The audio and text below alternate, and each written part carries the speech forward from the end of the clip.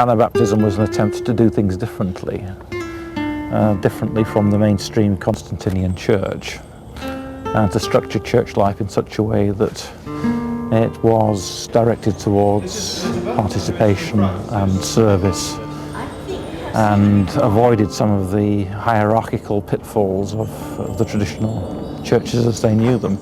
I'm very, very aware of how much church is power-mongering and hierarchy and control, and in training people for leadership.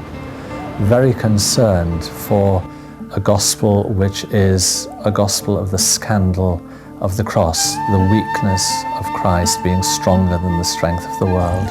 And that resonates with the Anabaptist experience of being treated as the scum of the earth, but not responding like for like, recognizing that as they had to imitate Christ, so they had to go as lambs to the slaughter.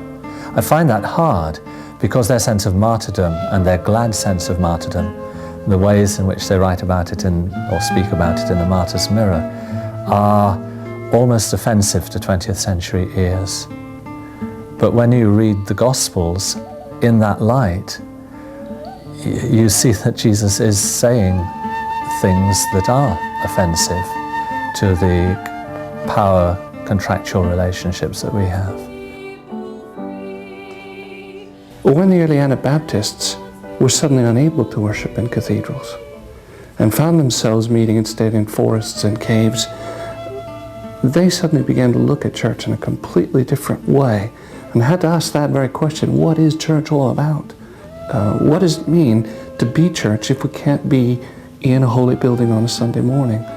And I think they began to see that church was more a community of people who were committed to following Christ.